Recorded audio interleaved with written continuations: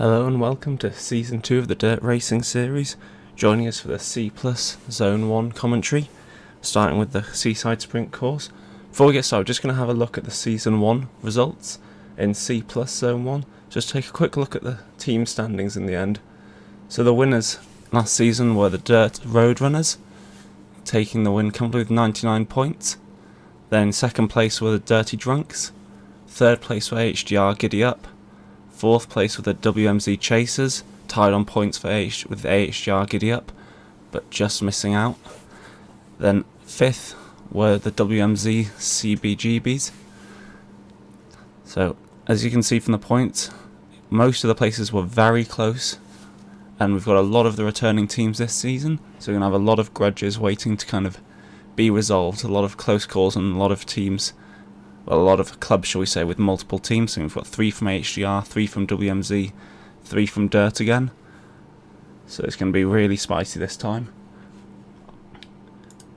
One thing, with it being a C plus category, we do get quite a few riders who move up after they've raced. So they finish the series and have clearly improved throughout it due to the courses, lots of training, pushing each other on. So just take a look. We do have an individual standings for each rider as well as a sprint and points category, but we'll just take a quick look at the overall standings from last season. So first place in the individual category was Keith Halstead from Dirt Road Runners, and he's ended up moving up into B, and he did quite well I think last week, getting a 7th place in the TFC series, just this week in fact. And we've got quite a lot. If you look at a few of the top 5 riders, I think Andrew Johnson, WMZ Chaser, well done to him as well, was very close, pushing Keith in first place. See that he's moved up as well, or not coming back for this season. Liz Hall is one of our returners in 3rd place from HGR Giddy Up, so it'll be interesting to see how she gets on. And we've got Paulo Santos, who's in 4th for Dirt Road Runners, and Justin Savage in 5th for WMZ CBGBs. Okay, so we're just going to move on, have a look at the course for this week. So for this series we've got 5 courses. Starting off this week with Seaside Sprint, and second week will be 3 Sisters, including the Radio Tower finish, which will be a real tester for a lot of people, especially in the lower categories where it'll be a very long decisive climb. The third course will be 3 Villages Loop, a team time trial, and then we've got back-to-back courses of Richmond Worlds course for a points race, and then finishing off with a Harrogate Worlds course, an individual time trial. So it'll be a really interesting set of courses this season. A challenge for everybody. So taking a look at today's course, we have 4 laps of Seaside Sprint. Hopefully you can see the course map in the top left corner. So we'll come into it from the pens in downtown.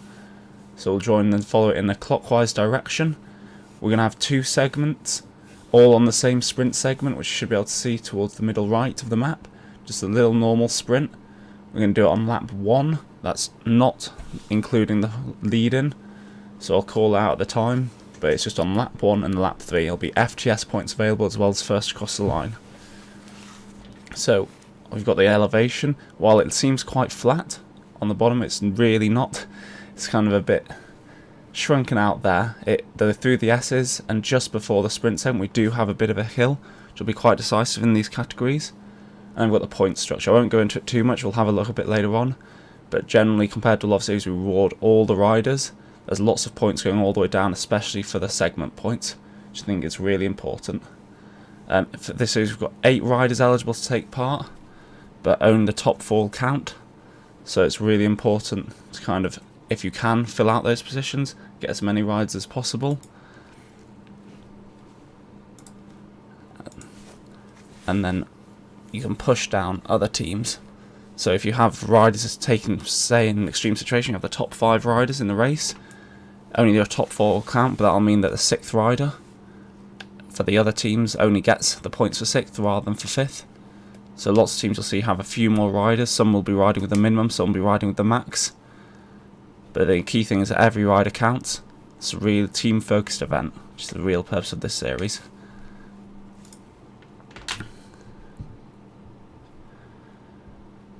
So for this week, I'm following the C+. We'll be changing every week for Zone 1 who we're following, just to make sure everyone gets some coverage. So I know there's competitive racing in every single category in this series, which is always good to see. One thing that might be interesting with the C category over some of the others, and this especially with the C+, is that the hills are going to be far more important, especially on this course where we know it's very up and down. In some of the higher categories, the bunch speed becomes very, very high, and that can make it a bit less interesting to some extent.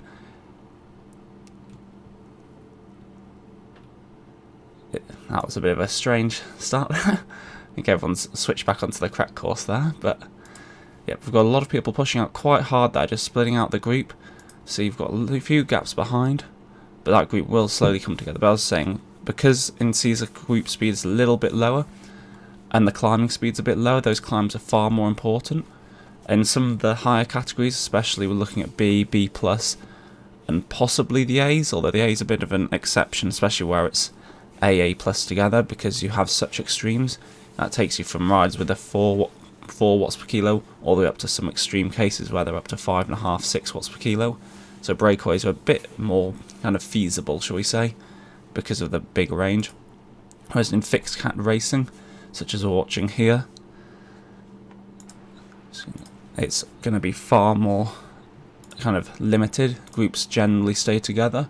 However, that's why the courses have picked are very interesting, and you've got a lot of variation opportunity for attacks. So these are a bit slow, so in the segment, as I talked about earlier, we do have a little bit of a bump beforehand.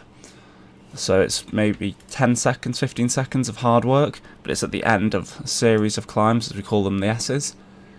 So as we come through those, it'll be very interesting to see kind of if anyone tries to go early. I think in this category, an early breakaway is much more possible, whereas in some of the higher categories, the groups will just keep on your wheel, catch, and then blast through you on the downhill. But as I always say, what you want to be doing is being the second person making the move here. You don't want to be the first person pushing away. You want to be on their wheel, because you do have the downhill into the sprint, and so the draft benefit will be serious.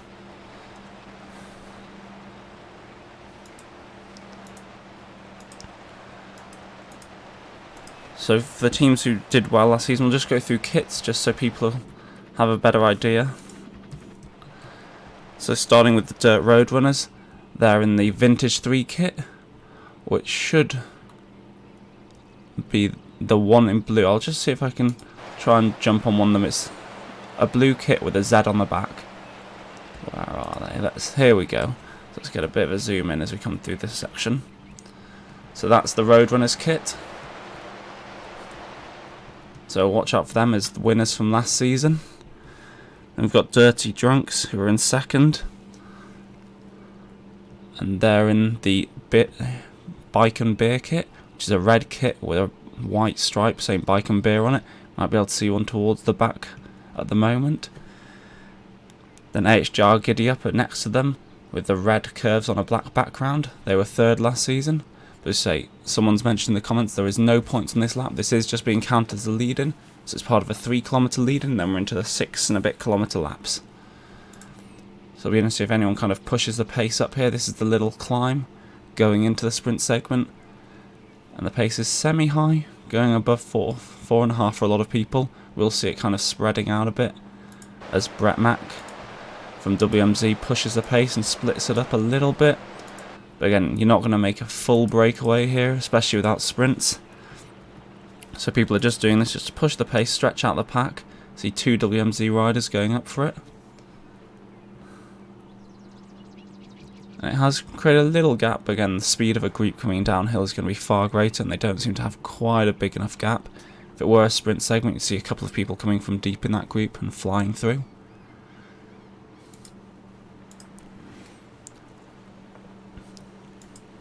And there we go, see the group just coming back. We've got S from Coalition who pushed quite hard there. I'm not sure if they realised that wasn't a sprint segment, hopefully they did. They don't want to be wasting too much effort there.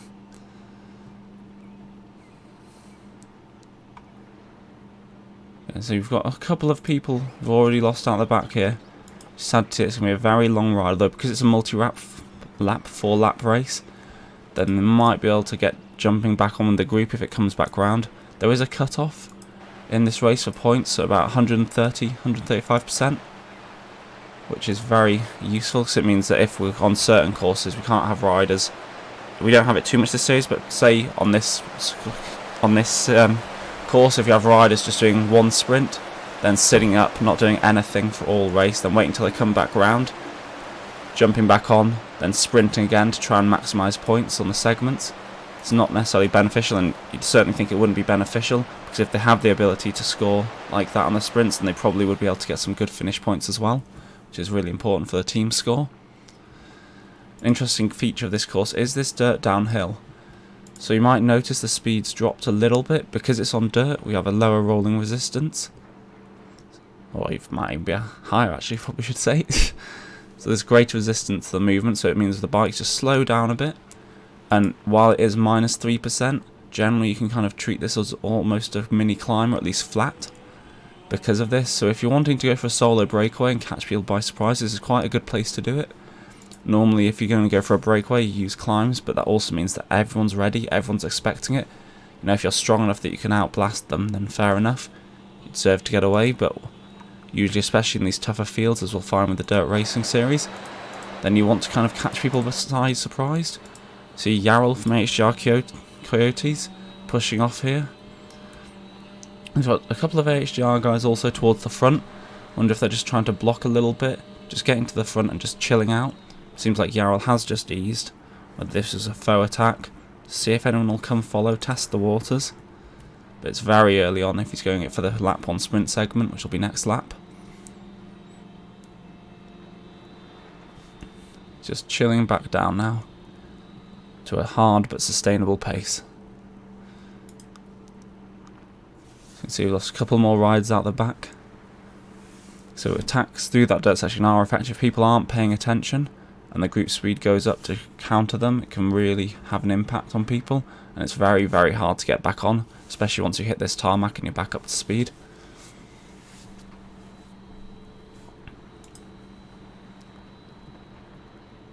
But yep, I would strongly recommend, if you are going to go for a breakaway, then and you want to go long, that is the place to do it. You've got plenty of kind of little features around this volcano. One big kick, then a kick once you're out the volcano again, which can kind of ease the pace up, make it difficult for chase groups, because no one really in the chase group is going to want to be sprinting up there, wasting their legs.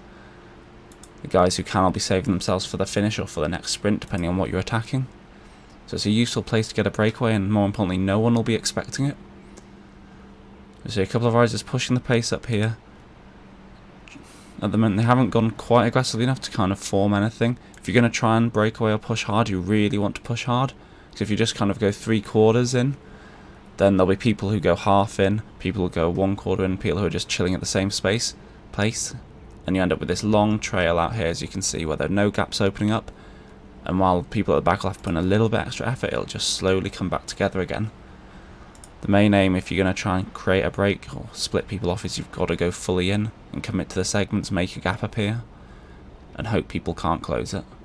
As I say, we're very early in, it's 8 minutes into the race, so to hope that all these riders should be comfortable enough holding this pace, especially without the sprint segment.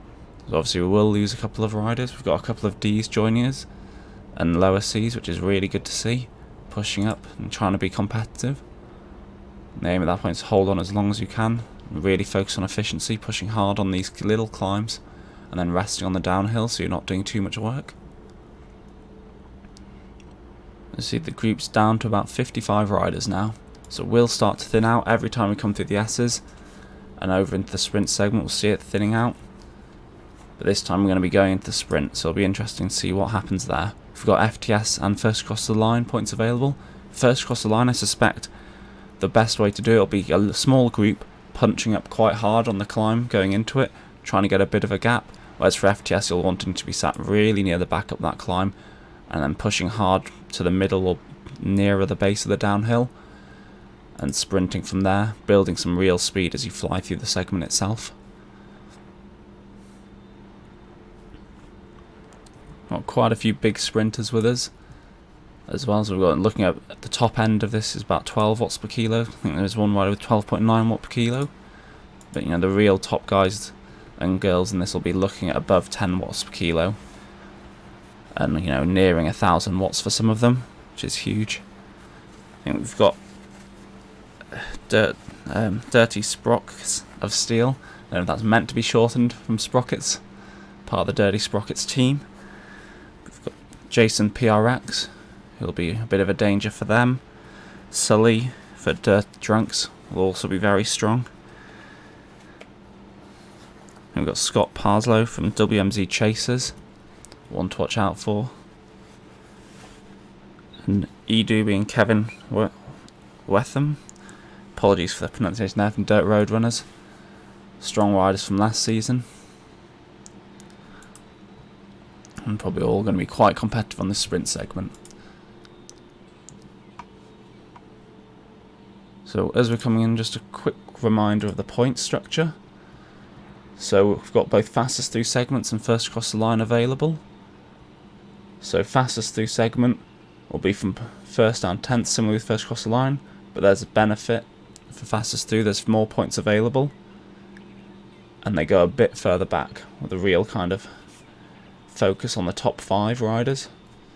After that they kind of level out a little bit, but if you're really going to be a top sprinter, especially if you've got a good raw watts, you're going to be going fastest through segment, I suspect. Although it does take sometimes a little bit more effort, you're closer to your max, which for me at least and many riders is very impactful on how you recover afterwards. Whereas first across the line you can normally go a bit sub-max for, but it might be a longer effort, especially if you go for an early breakaway through this segment.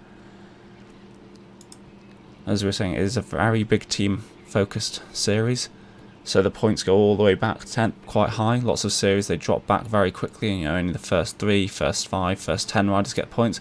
Here we go back 10th.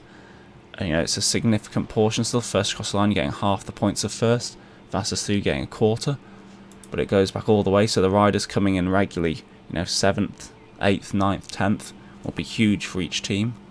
It's not about those riders who are getting first every time, it's about which team has the riders who are consistently there or thereabouts picking up points.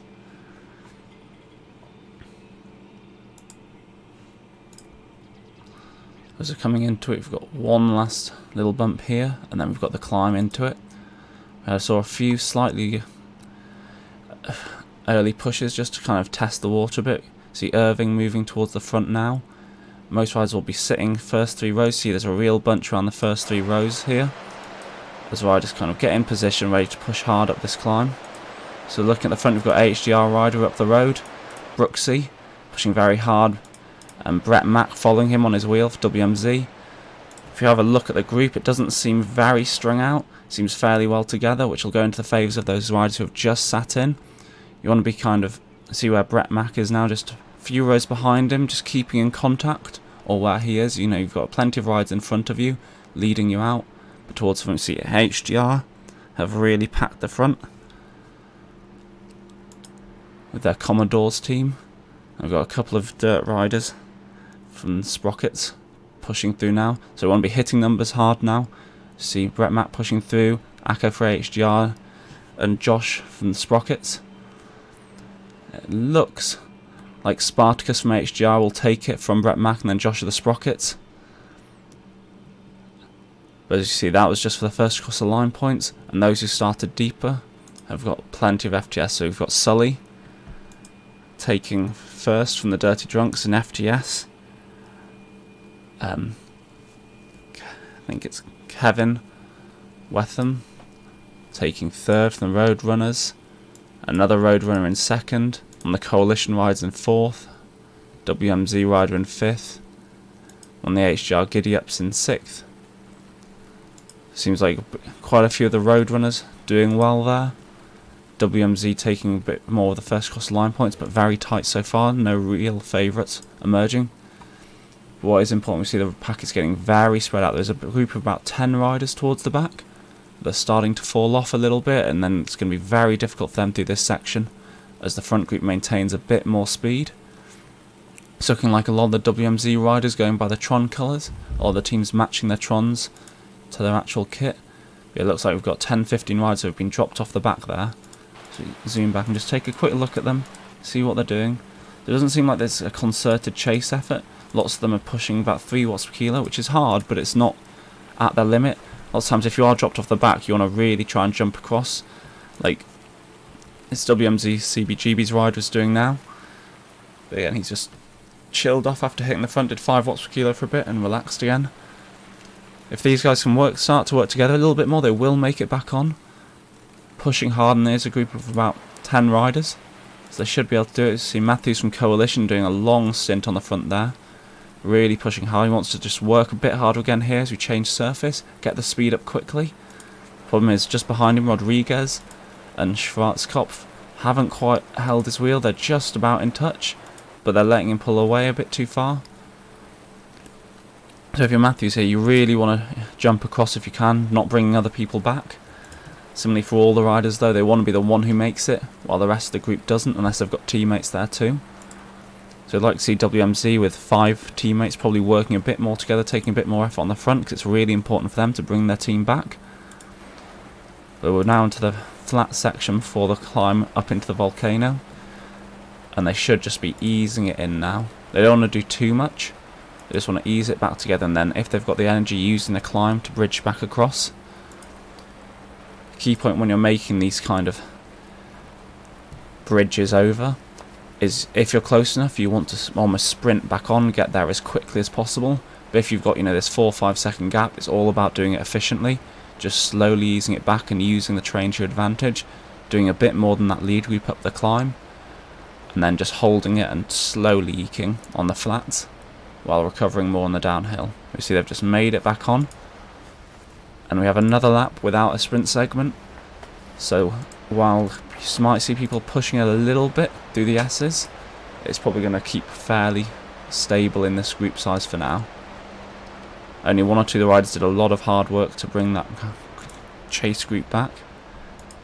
But again, even if you've repeatedly been doing 3 watts per kilo just sat in, as some of them were having to do there in that chase group, you're going to be fatigued, you're going to be hurting. You've just gone through the sprint segment, then worked hard, and then done this climb.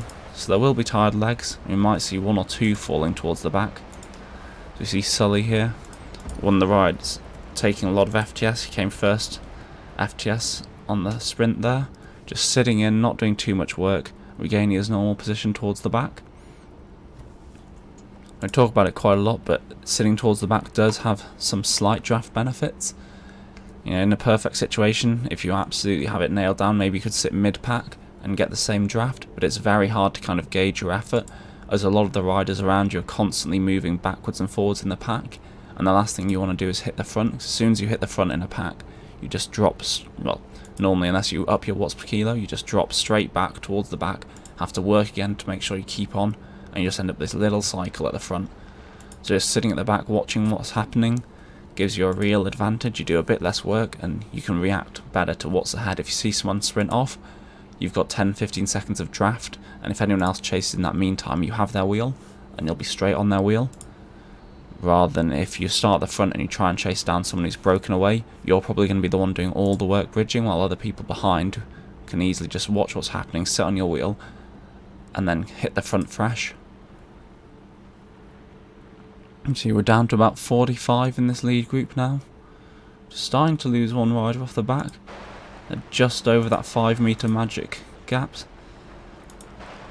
So if those aren't aware, the draft drops off after 5 meters. So if you see towards the bottom of the screen now, you should be able to see this D arrow from AHR Coyotes at 6-7 meters. So I think there is a slight taper, while Zwift doesn't necessarily openly say there is. I think after 5 meters there's a little bit of taper, because you can regularly sit around 6, 7, 8 meters. I wouldn't say any more than 8, and it feels like you are getting a tiny bit of draft. But once you're beyond 5 meters, it really does fall off. And especially once you're getting beyond 8, there's absolutely nothing, and you have to do a lot more work. But as you can see, he's sitting here at this gap just doing about 2.4, just a 5-6 meter gap. And as the group moves ahead, because people do drop back, sometimes you can just hold that gap and someone will naturally just fall into it. Sometimes it doesn't, sometimes you have to push quite hard. But it's important to kind of try and maintain that 5 meter gap if you're going to dangle off the back. Otherwise you're going to have to do a lot more work to get back on, and you want to do it quickly as possible.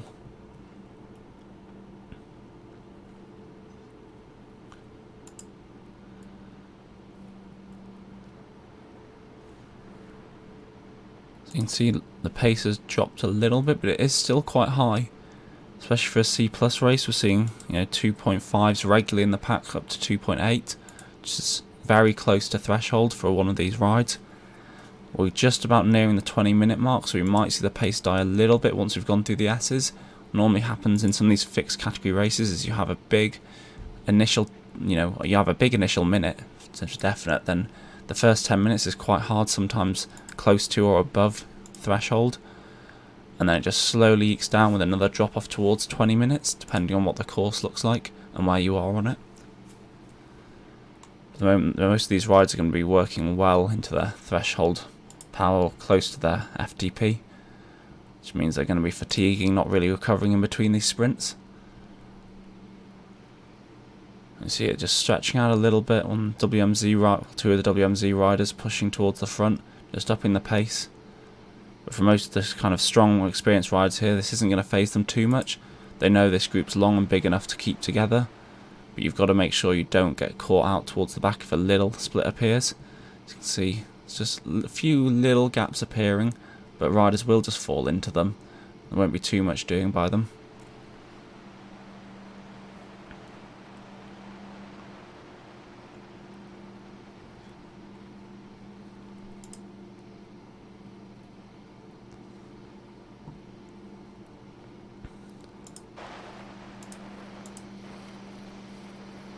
Hopefully we can see how quickly the gaps open up once you drop off that lead group.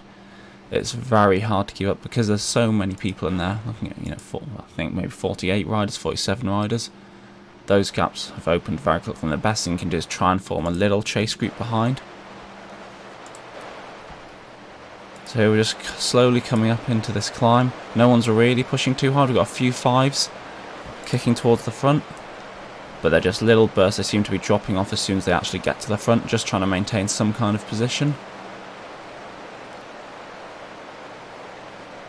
Yeah, it's very hard here to actually totally break it apart. If you're going to try and do that, you want to do it right at the start of the S's, but it will cost you a lot of work and a lot of energy. So on here you can open up a gap on there, but as soon as you hit this kind of downhill, unless you have the majority of the group with you, or at least a decent portion of it, maybe a third of the main group, it's just slowly going to come back together with a pure group size, having a real impact on this downhill. See a couple more of the WMZ riders pushing off the front here. Let's hope they're not thinking it's a sprint. Oh, it does look like they're going for the sprint segment here. And a few of the HDR riders have gone with them as well. So they're going to be very disappointed with their points there. So they're going to be getting absolutely zero for that effort.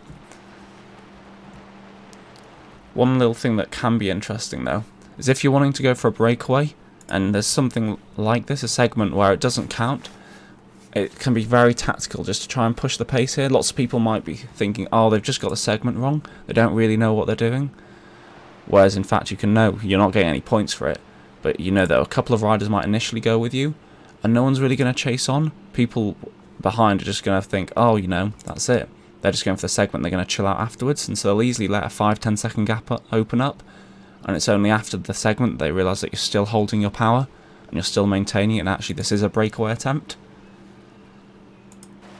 So you lost a couple more riders through there. Lost Kevin from the Roadrunners, who did really well in the sprint segment last time, so maybe that was just a bit too big of an effort for him. But he's pushing very hard here. He's just got a 3-second gap. I'm not sure he's going to be able to close that on a large group. He needed a couple of other riders with him, and the 3 or 4 that, I think it's 3 riders that dropped in total have just split up. So if Kevin wants to get back on, he needs to really put in a big dig here. Because it's a downhill, even though it is on dirt, it's almost like flat and uphill because of the dirt, but you will maintain your speed a little bit better than if it was flats. So you want to put in a big dig initially and then try and just maintain that pace as best as possible. Whereas here he's just done little bursts and then chilled out, and he's managed to hold the 3 seconds, but he's done a lot of work unnecessarily and not in an efficient way. So see, he starts to ease it up a little bit again here. If you're other teams, if you're main competitors, so think of Dirt Drunks, HDR, Giddy Up, WMZ Chasers, perhaps you'd think, okay, on the strong riders from the Roadrunners here, dropping towards the back, we want to push the pace a little bit. And you see a couple of people in the group did occasionally push, but generally it's not been a concerted effort. So you see Kevin again just holding almost, well, above 4 watts per kilo, really good, slowly closing in.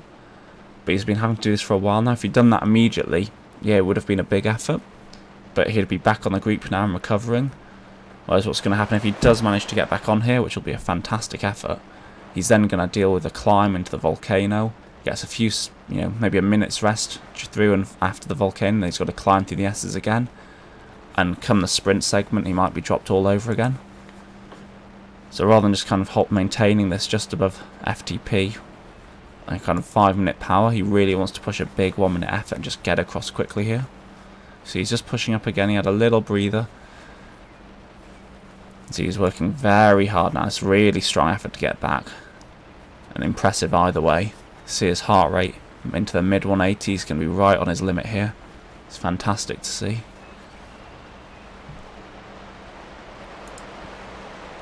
Now he just gets back on and instantly eases off. Sadly, he's got the climb coming up, so he's not going to get too much. And again, you'd like to think some of the other teams would have just been aware of this. You can see on your mini-map that he was dropped off.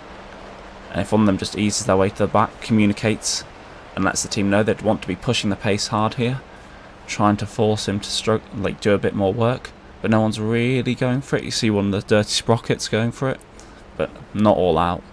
Just getting out the saddle a little bit visually, which means they're doing around double their FTP. So he kind of just easing towards the back, but he looks like he is just in control of this.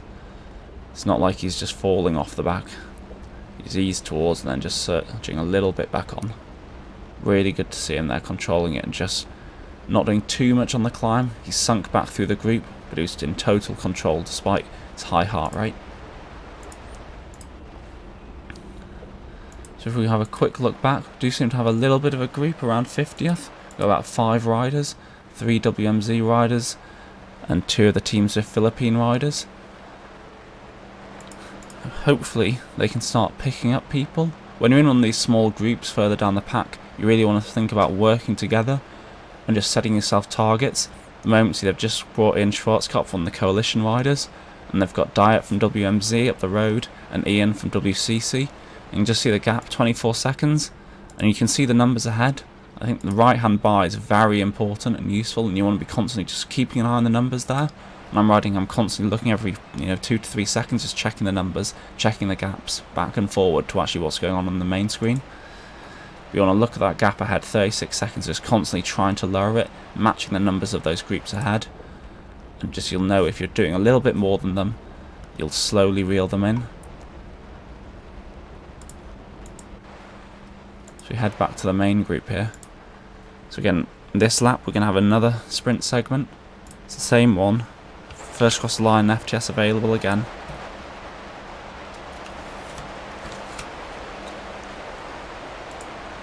So for those who aren't aware, FTS is across the entire race for that segment.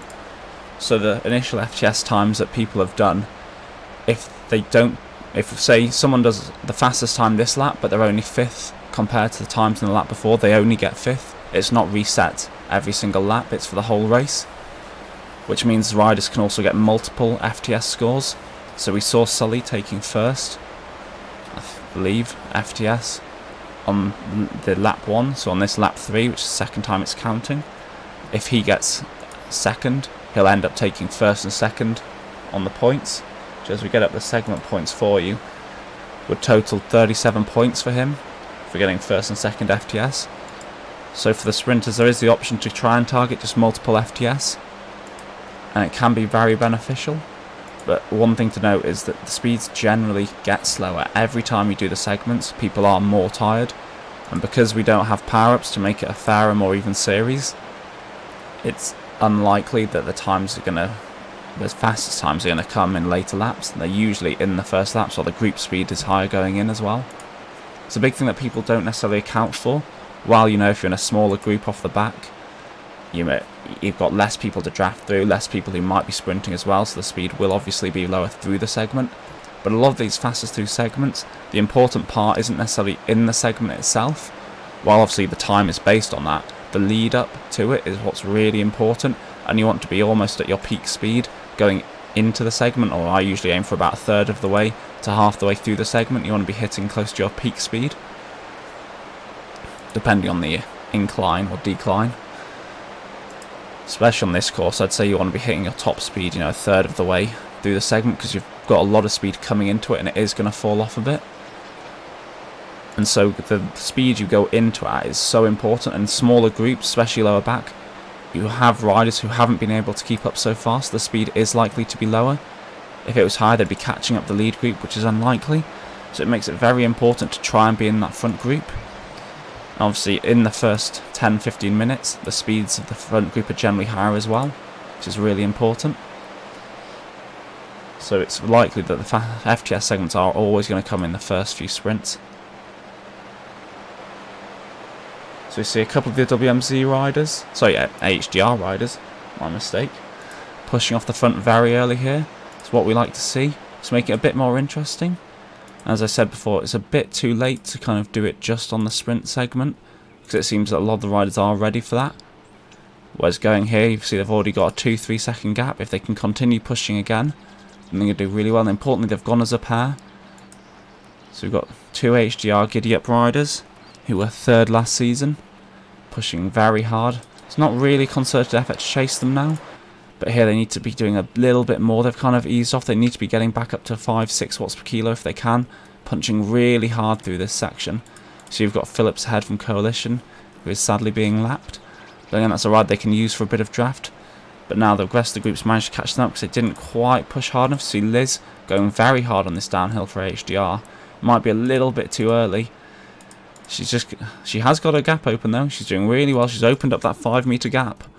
And that is really important, but I expect that just the pure speed of the group coming down through her might just catch her before the line. She certainly won't be getting any FTS points for this segment.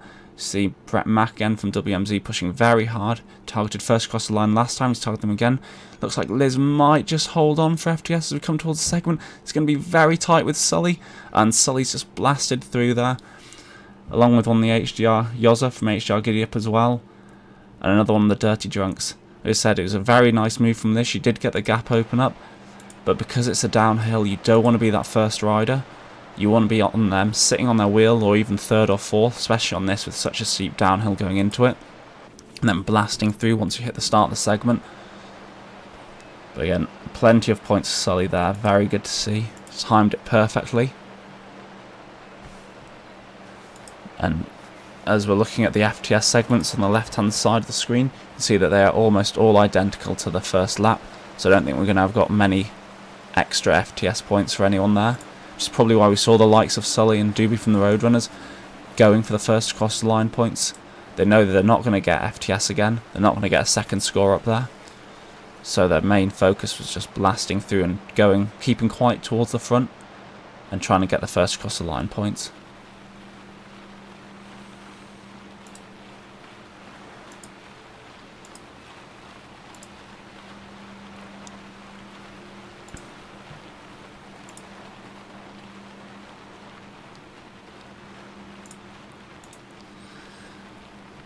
So, as we've seen there, and hope you can see on the mini-map, the group has really blown up, down to about 32, 34 in this lead group. But there's a big chase group behind. They're only 6 seconds back, 6-7 seconds back, I think. It's a group of 6, maybe 7 if they can catch the Roadrunner up the road, Kevin again. So you see Kevin was really struggling now. He's probably not going to make this back solo. I'd strongly recommend, if I was him, just to sit back up now. You can see last lap when he was trying to push here, he was doing 4 watts per kilo. Now he's barely keeping it into the 3s. He's doing little digs, but he's definitely struggling here. And the best move for him would just be sit back. He's got a couple of riders around him. One of his teammates, Doobie. Well, looked like it was. I'm not sure what went on there. But he just needs to sit up and let the group behind him just close the gap. Let some of them do the work. We've got Justin from the Sprockets, Rodriguez from Zwift Philippines, one of the WMZ riders, CBGB, 2 of the CBGBs, and then a bit of a mix-up and match. We've got Liz, who did really well there. This is one of the downsides when you push really hard on a sprint segment. It's very, very easy just to blow up afterwards. You've got to be very careful, especially on the courses with repeated segments, that you don't necessarily want to go all in. You want to go close to all in, but if you can just hold that little bit back, it makes it a lot easier to hold back onto the group afterwards. going absolutely all in can usually just leave you absolutely dead.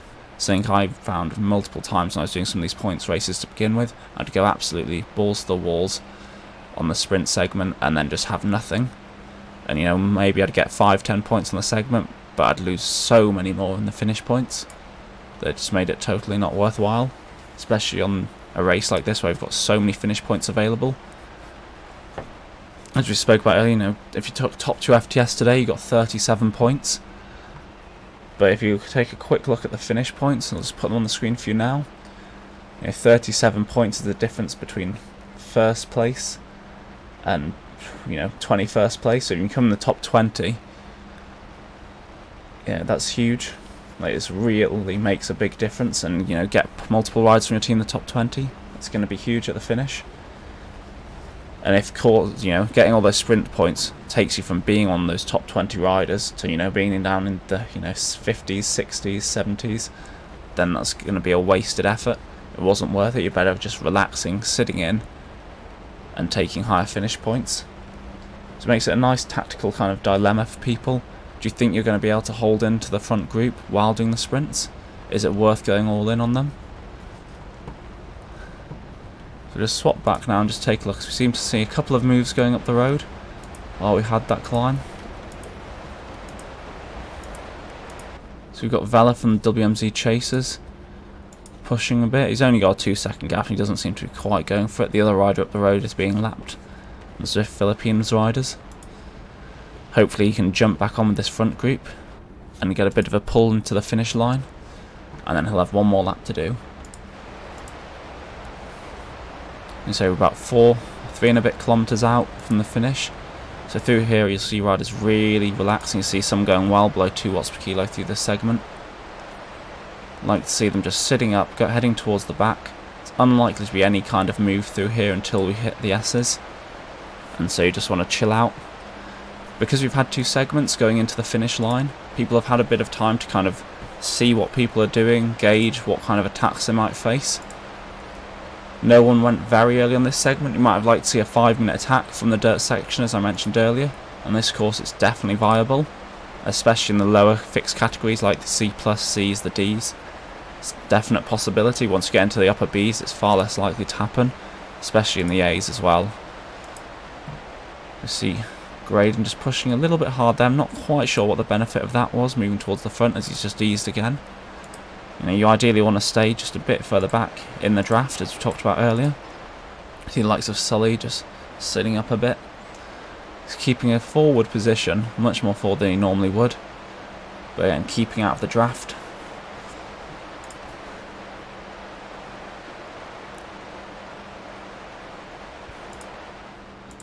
Just take a little bit of a look back. See, Kevin just hasn't quite managed to make it on. The group that came through and we just couldn't grab their wheel, which is going to have been painful for him. And you see Liz just pushing away from that group. Her and Justin from Sprockets. Then about 10 seconds back on that lead group. They're not going to catch up, but they're going to get a few more points, and they've broken away from this group of 4, and they'll probably be able to keep that into the finish. They might have a bit of benefit if they can jump on together. But equally, you know, you don't necessarily, if you're Justin here, you don't want to let someone get on your wheel, especially not Liz, who, you know, has got a good sprint and is a very strong rider. As the lead group heads into the S's, not too much is happening. See the occasional pushes towards the front. This is where I'd like to see a team try and, you know, just try something interesting. If you've got a couple of riders left, you see WMZ with a lot of riders about. There's a lot of individual dirt riders, or 1s or 2s. It looks like WMZ and one of the HDR teams are generally up there in some of the favourites. Because the HDR Commodores, who've got 4 riders in this front group, should be really good, strong finish points for them. And then both WMZ teams see the Bumblebee style kit, with the Chasers being the ones with the yellow and orange, and the CBBs just being the yellow. So with them packing this out significantly, I'm going to get plenty of points here. See the pace just pushing a little bit again.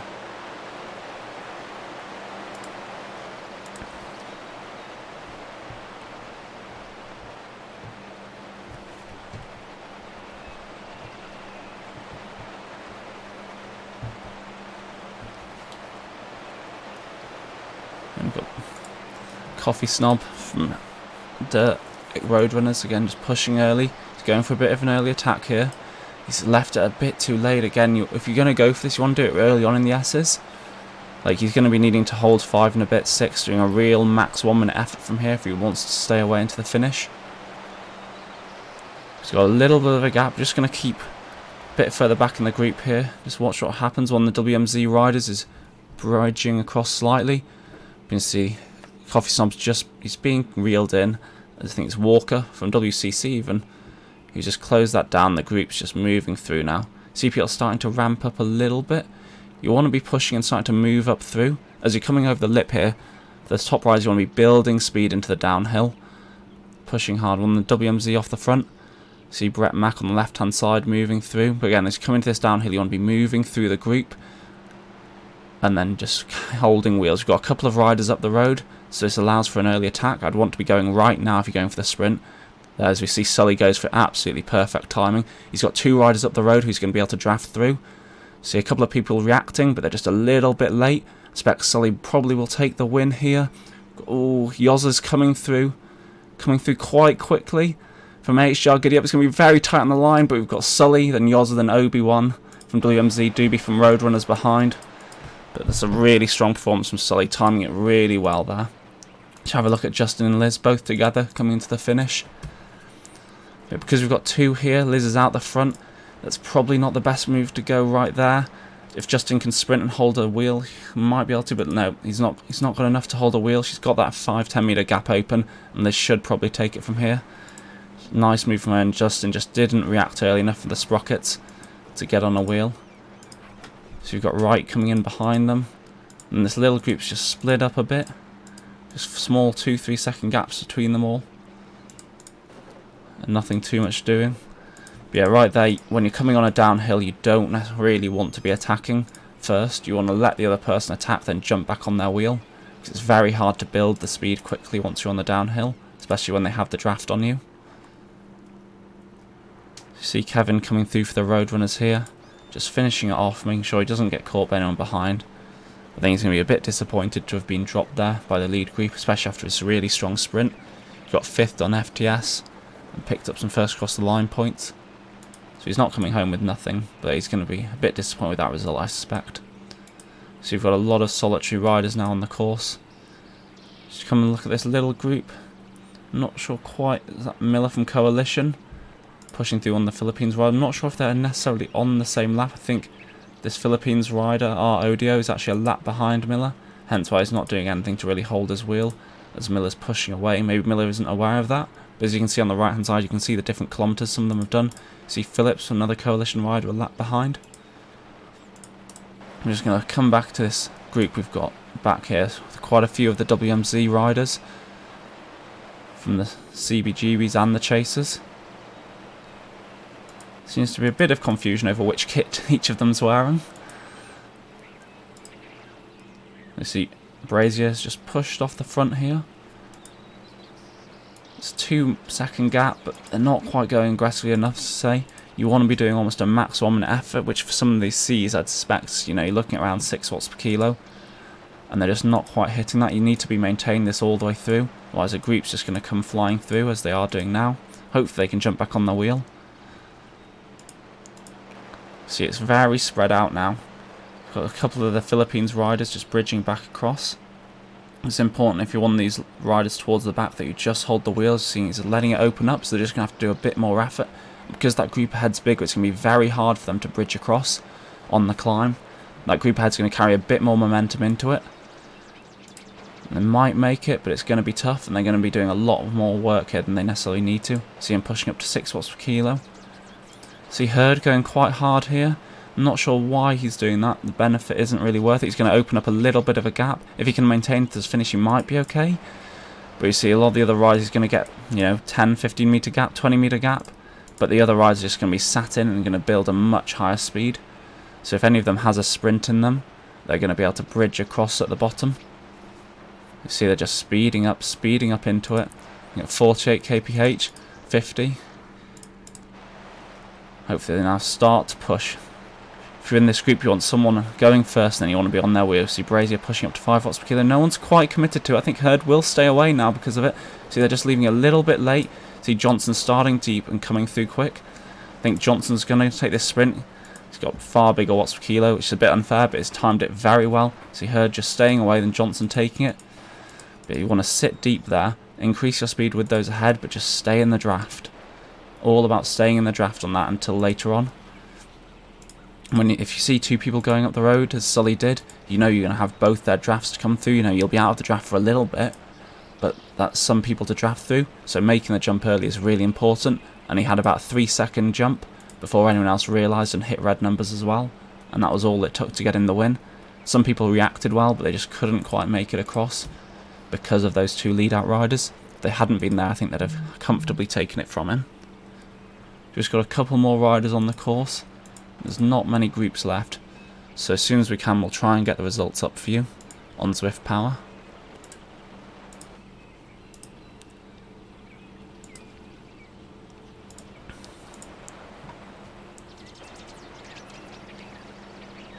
So just before we do, just a quick reminder of the finish points, so you can see the relevance of them. So there's a bit of a benefit every 10 places roughly, so the top 10 has a bit of a jump, 5-point advantage over then 11th, and then it's fairly even down 20th, and another 5-point jump. Then 30th, we have a no more jump, so it's kind of very consistent from there, which means, you know, coming further back, it's still rewarded, and every little place does count. You know, all the way down, every place counts, but there's lots of points available, so it really makes a difference fighting for those.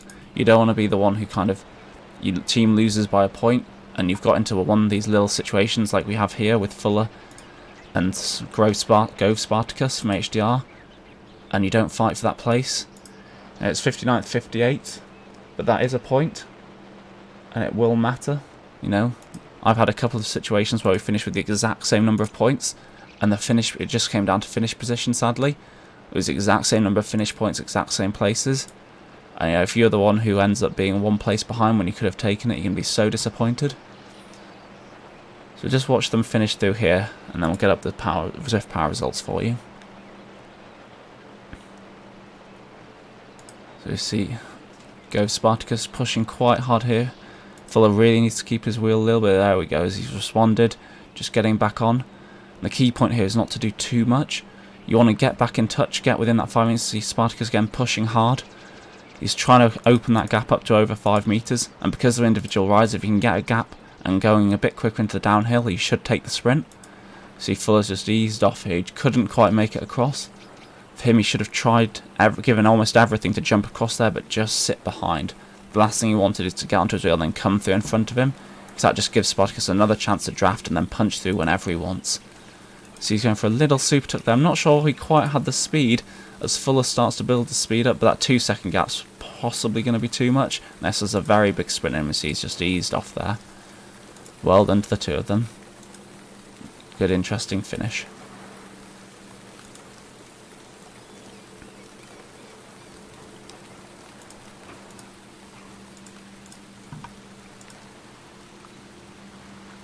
Okay, so we're just going to move into the results now. So we have Sully taking first place, as we saw.